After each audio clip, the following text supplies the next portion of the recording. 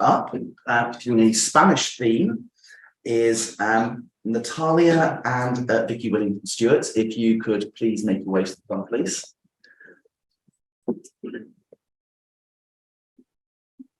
And while they're doing so, Victoria Williams is a senior associate at Stewarts Law and specialises in complex and value clinical negligence cases, particularly those involving clients who have suffered injuries at birth, brain injuries and spinal cord injuries. She's also leading their cross-border clinical negligence department, of which she has particular expertise and will be speaking on today. And we also have Natalia, how do I pronounce your surname? Astigarraga. I'm glad I didn't try and say that. Natalia is the second half of Astrom Legal, not based in Malaga, but based in Zaragoza. Mm-hmm. And is also a well-known Spanish lawyer and expert in Spanish law, as well as a well-known contributor, not just to PIOPL, but the American Association of Justice, APIL, and to give plug, Natalia will also be speaking at the APIL Accidents Abroad Conference at the end of November as well. So this will hopefully just give you a taste for Natalia's speaking prowess. I will go to sit down again.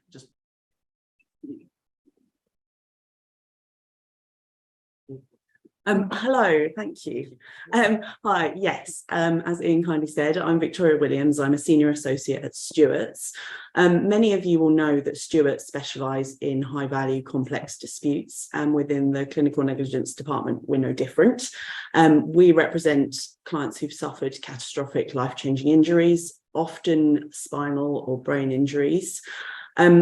Within that, I also subspecialise and have a special interest in cross-border clinical negligence cases. And at the moment, I am co-counselling on a very sad child brain injury case together with Natalia. It's really a pleasure to be here, and it's a pleasure to share this panel with Victoria. As Ian said before, all around me seems to be difficult. My surname, which came from the Basque land, and maybe the city where we have our second office in Zaragoza. But well, yes, we deal with the cross-border claims, and we are specialized also in clinical negligence.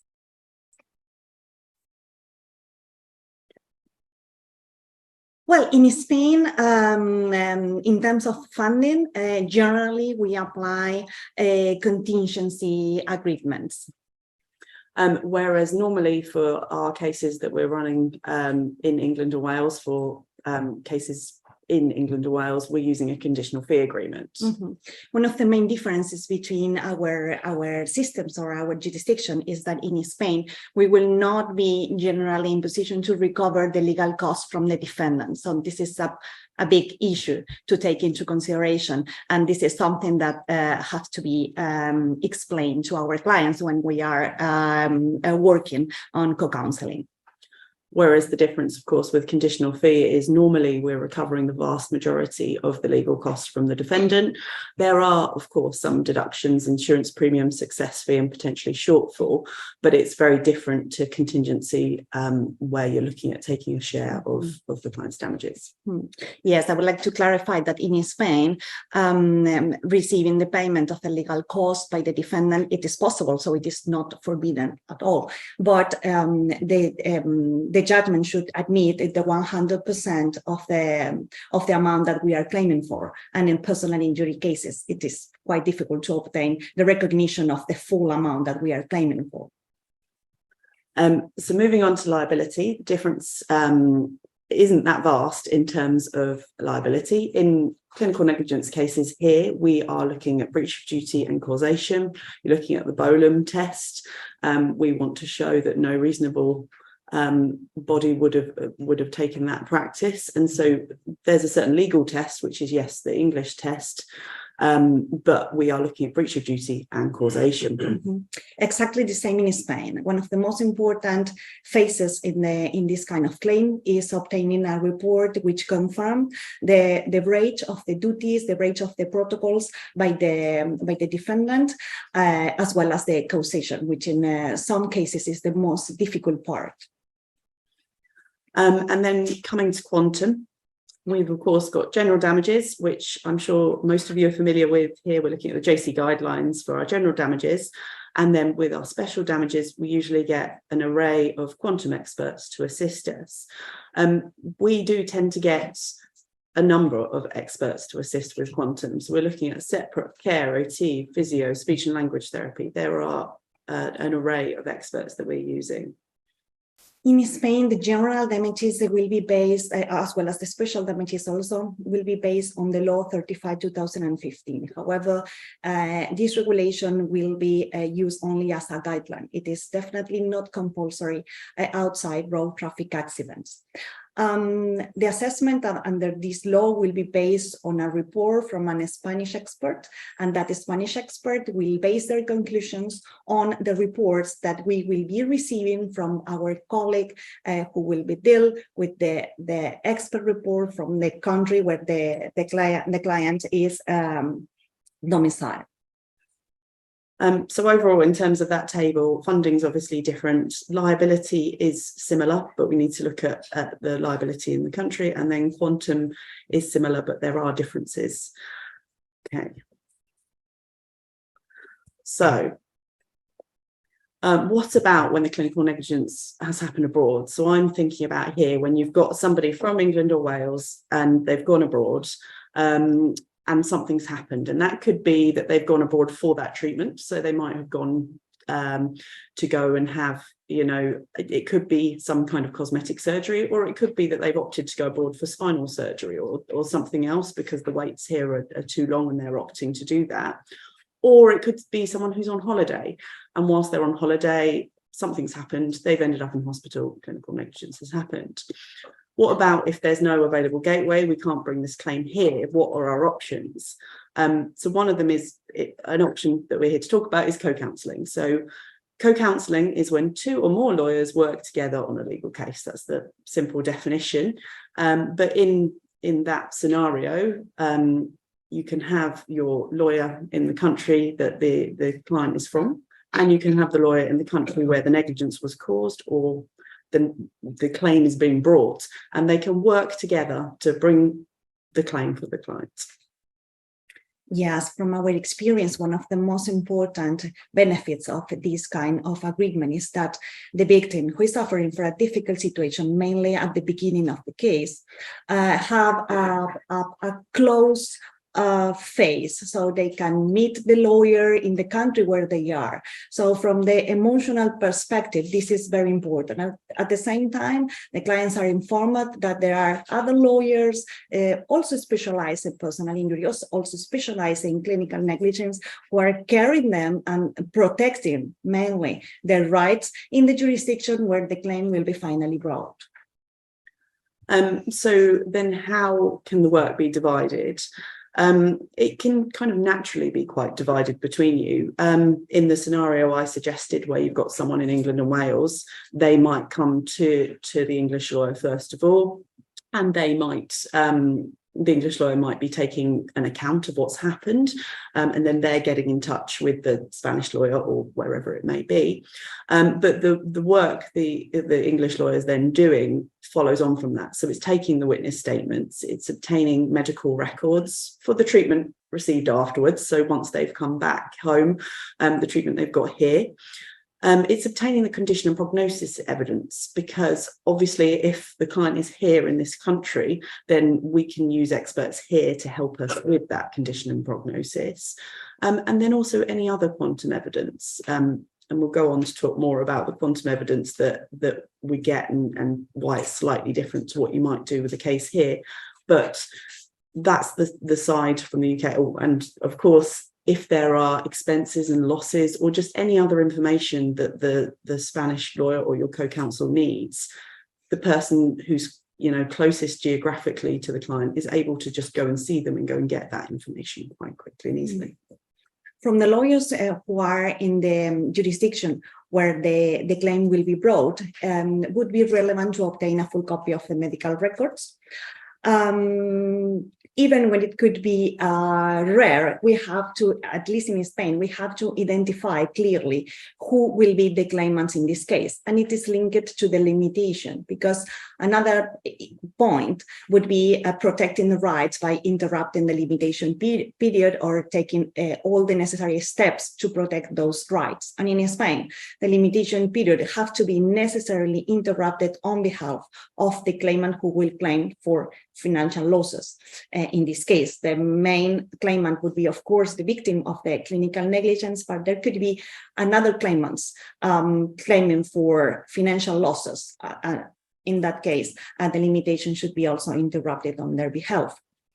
Of course, liability investigations will be crucial, mainly identifying the most convenient expert to deal with the case. It is not always an easy point, mainly when we are talking about some specific specializations, but this is one of the most important roles of us as a Spanish lawyer.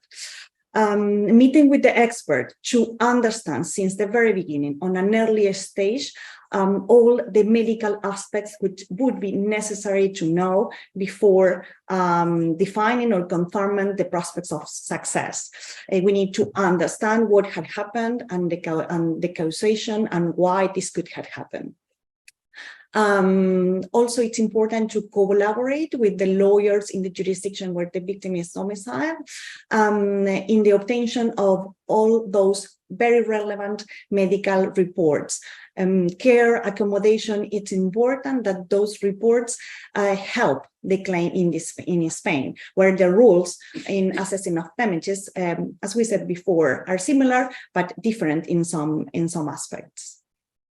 One difference actually from something Natalia's just mentioned there is bringing a claim here. If we were looking at bringing a subrogated claim or third-party recovery for some insurance loss, we would be able to include that with our claimant's claim, but they would be a separate claimant in Spain. And so there's factors and differences that you need to make sure you're collaborating to make sure you're including everything that needs to be included in the claim.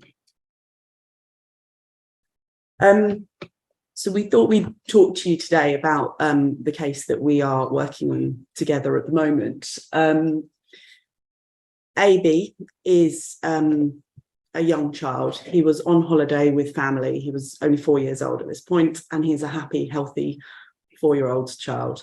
He suffered some seizures and was taken to hospital in Spain. They were unable to stop the seizures, so they sedated and ventilated him. And crucially, at this point, they did a brain scan, which showed that he did not have any brain injury.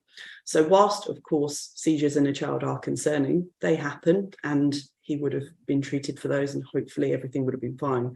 Crucially, he did not have a brain injury at this point. The hospital wanted to transfer him to a more regional specialist hospital. And whilst awaiting transfer, the ventilation tube became detached and nobody noticed for a number of minutes. He suffered a very severe hypoxic brain injury. They were able to resuscitate him. He was transferred to the more regional hospital where they suggested turning off life support. It was that severe. The family, very supportive, very proactive family, arranged for him to be repatriated to the UK. And he received significant rehab. He is he has suffered a very severe brain injury. There's no two ways about that. But he is living, a very fulfilling life. He's able to go to a special school. Various things are happening.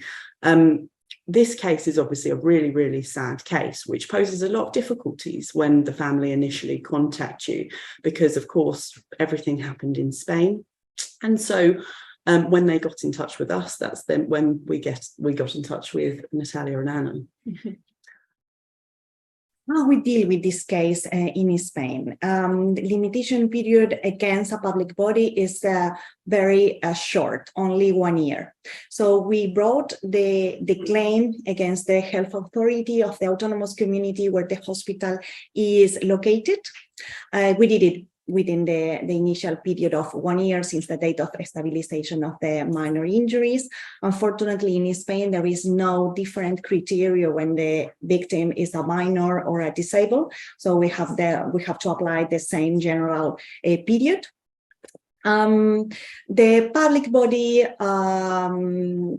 within a period that exceeded the initial 6 months that the law said that they have to initiate the investigations to identify the potential existence of a clinical negligence, they started the investigation and request a report from all the responsibles of the departments where the claimant was treated. Most of those responsible say that nothing has happened and that everything was done in compliance with the protocols. It is definitely not the case. And in support of our claim was the report issued by the ambulance company. While the ambulance company is a part of the health system, they have no intention to avoid that any public body is found responsible for this kind of claims.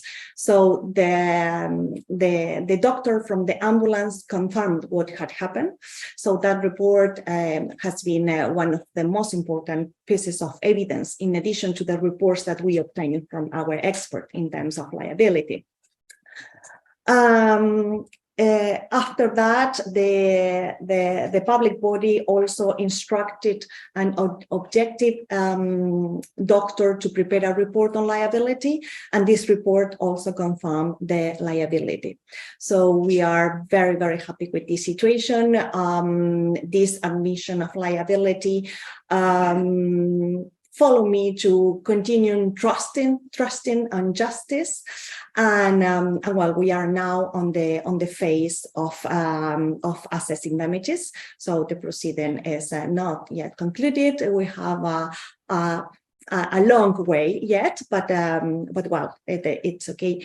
It's important also to say that the health system, in this case, the health authorities, was insured at the time of the accident. In Spain, hospitals, neither private nor public hospitals, has no obligation to be insured. It's strange, but it is what it is.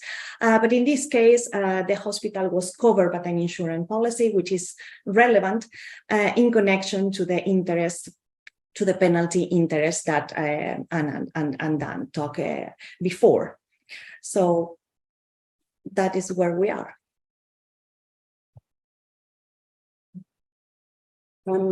So issues with co-counselling in the cross-border clinic cases, I mean, the first one probably has to be limitation. Obviously, as you will all know, limitation varies depending on what country you're looking at and who the defendant is. But limitation is key straight away. We need to ensure that the position is understood early on, and there may be a need to act very quickly. Mm-hmm. Yes, generally in Spain, the period to interrupt the limitation period against a public body or any claim against a doctor and their insurance company would be of 5 years. However, the claims against a public body has to necessarily be issued before the first anniversary of the date when the injuries are stabilized. It's important also to say that it is not possible to interrupt the limitation period against a public body. It is necessarily needed to issue a claim, a formal claim against the health authorities in this case. And I think it's worth pointing out, as in our example case, obviously the child there has suffered a catastrophic injury. Family are focused on getting him home and you know, dealing with how life's going to be. So we really need them to come to us quickly, because if they don't come to us quickly, there's a lot that we need to do, and we don't know if we're going to be able to do it within that year. Very fortunately, everything in this case has been very proactive. Family has meant we've been able to progress that, but it is a key point. The next thing was funding. So as we mentioned at the start, when we compared Spain to England and Wales in terms of funding, you need to think about appropriate methods of funding for where the claim is being brought, and it may well vary from country to country. You need to consider the options between the parties, and it's important to be clear how each of the lawyers are going to be paid. In one way of doing it is to split the contingency between you. But there are a number of factors to think about with the contingency. One is, how much is it going to be? How much is the legal fee share altogether? Because the client needs to know what is going to be taken from their damages to pay for the lawyers. And there's got to be a balance there between ensuring that the client can have as much of their compensation as possible whilst the lawyers are being paid for the work they're doing, which, when you're sorting it out at the very start of the case, can be difficult because you don't know how much work you're going to need to do, and you may not have a good idea on the value of the case. It's also about discussing how that share is then going to be split between the lawyers, and it's for each firm to consider what their risk is and to discuss and collaborate and agree on how that's going to work. Yeah, exactly. Yeah. Was there anything else on funding? I think that could be it, wasn't it? Well, one of the key points in terms of funding, it would be the disbursement, because we have to take into consideration that the families are under a big pressure. They have to assume many costs for care, for treatment. So we are talking about mainly with the injuries are serious. So that's why the co-counsel agreements should also cover which would be the position of each of the firms in terms of disbursement and attending also to the circumstances of the victim. Yeah, it's a case that obviously most clients, sadly, in this position aren't going to be able to fund those disbursements themselves, and even if they did have some money to enable them to, obviously they have other priorities, and so that's of course something that needs to be covered. Unfortunately, in this kind of cases, it is not expected any interim payment during a short period of time, even when liability could be predicted. So interim payments is not would not be received until the resolution is confirmed the liability. So liability, next issue. Obviously, the appropriate tests need to be applied for the jurisdiction and appropriate evidence needs to be obtained. A key thing with clinical negligence is generally medicine is pretty similar throughout the world. Mm-hmm. Most specialities will agree on how things happen and how medicine works. There are, of course, some differences, but the main difference from country to country is actually protocols and procedures. So there may be some circumstances where an expert dealing with liability doesn't need to be in the country where the claim is being brought, but most of the time they probably do, because they need to be familiar with those local protocols and know what's going on there and be able to comment on that. And so in our example case, it was a Spanish expert because they needed to be able to look at the protocols and know what was going on there. Yes, in terms of protocols, the defendant in Spain usually discuss the nature of those protocols. We have, in most of the cases, two different protocols, the one done by the medicine associations, which are complete from the medical perspective, but they, of course, do not go into obligations or protocols or guidelines or rules, how the doctors should act. On the contrary, we have the protocols that are prepared by each of most of the hospitals, the public hospitals. So we are of the opinion that those protocols are, of course, compulsory for the doctors who are acting on those hospitals and also in others of the same country. However, the defendant discussed that they are only recommendations rather than something that they have to comply with. Most of the negligence committed in Spain are linked to mistakes, as in this case, but also delayed diagnosis, wrong diagnosis, wrong treatment, infection in hospitals, and also claims are successful when the victim, the patient, has not received the complete information, and of course the risk that they would be assuming in this kind of surgeries or treatments in general. So the three key points in this kind of cases in Spain is the existence or absence of symptomatology, the compliance with the protocols by the doctors and the nurses and the personnel of the hospital, as well as the role of the emergency services, if they have to treat or if they are limited to care the patient due to very urgent situations only. So the other point with liability is obviously when the client first approaches you, and you've got to consider prospects and whether this is a case that's likely to succeed. It's often something that we can do based on experience. As mentioned previously, at Stewarts, we work on a lot of cases with brain injuries and spine injuries, so that we have a lot of experience in those areas. So when I hear the facts of a case, we'll be able to have a good early idea. But as well as experience, sometimes we just don't know. And so what we can do is go and speak with experts to get a kind of screening opinion or get a view on liability.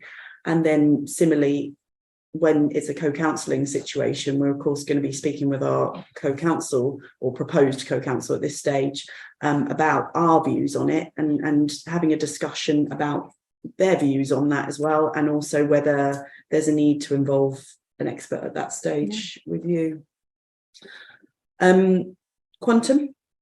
So this, I mean, it may be necessary to get the expert reports in the country the client lives in. Well, that's for practical reasons, obviously. If you've got somebody who's suffered particularly a severe or catastrophic injury, they're not going to be very easily transported or transferred over to whatever country the initial injury happened in.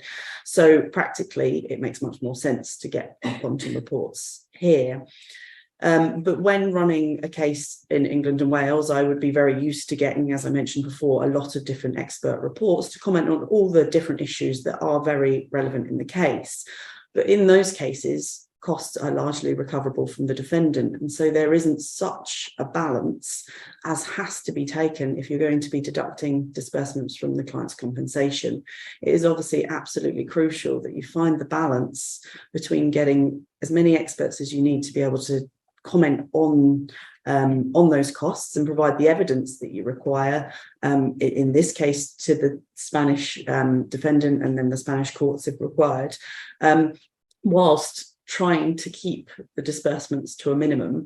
And I mean, as well as trying to limit the number of experts, it's also about talking and communicating well with the experts about the type of case this is, and explaining everything you do is going to be paid for out of this client's damages. This is has a severe injury and they need, you know, the money. And it isn't a case of trying to do things quickly. It's just think about making sure that this everything that you've done and the time you've spent is worthwhile and adds value to the case. And I think it's important for all the people involved in the case to be very open about that and make sure everybody knows that that's the situation. Yes, following this point, it's also important to highlight that even when some reports would be very relevant and very helpful in this jurisdiction, in Spain, as we have to follow the law 35/2015, some reports would not be so helpful in Spain. So this is the reason why it's important to share those ideas and to take decisions together about which kind of experts reports could be really helpful for this case, and to avoid instructed experts and being those costs assumed by the client directly when they would be not so helpful for the claim in Spain. Kind of following on from that, it works both ways though, because it's obviously the duty of the lawyer here to set out what the expenses here are going to be. For example, in that case, deputyship is going to be an issue. The funds are going to have to go into the course of protection. And so there's lots of costs there that wouldn't necessarily be known about or included in Spain. And so it isn't just the sole responsibility of the lawyer or the counsel who's in the jurisdiction where the claim is being brought to think about the experts. The reason you're co-counsel is to try and cover the issues for both countries. And so it's really important as the home counsel to think about any issues that are, very live here and are going to cost the client money. Client care. The client does need to know who to contact, who's doing what's going on. It's obviously a very, very difficult time for them regardless. Often speaking to a lawyer and getting into the world of lawyers can be quite overwhelming as it is. And then suddenly you've got 2 lawyers in 2 different countries. So you need to all be very clear about who is doing what and why. And that is why the world going crazy in 2020 and us all using Zoom now so easily has helped so much, because we are able to drop onto a call with the client at a moment's notice now, and that's really helped. And I think it's important, even more important in this case where there's the extra levels of complexity, to make sure the client is fully understanding who's doing what and when. And then following on from that, we of course have conferences where Natalia will be giving advice about Spanish law, which is not my speciality. That is why I'm co-counsel. But the client then afterwards may think of questions and may come to me. And so it's really important that I have grasped the key points and am able to make sure everybody understands where we are, everybody understands what the legal position is. And I'll go back to Natalia if I don't know the answer. Yes, and it's also important to transmit to the client that the work is not doing double. So we are doing completely different work with the same aim. We have both the same goal, which is protecting the rights, protecting the compensation, help, care that family who is suffering, and that's why and we work like a team. Exactly the same that 2 lawyers working in this jurisdiction, but in this case, we are 2 or more lawyers working on 2 different jurisdictions with the same objective. Okay, so overcoming the issues, we've talked about this as going through each of them, but communication is the big thing. Everybody needs to be clear from the start about their roles, what's required of them, and what steps need to be taken. Limitation is just act quickly, make sure you know the limitation position quickly.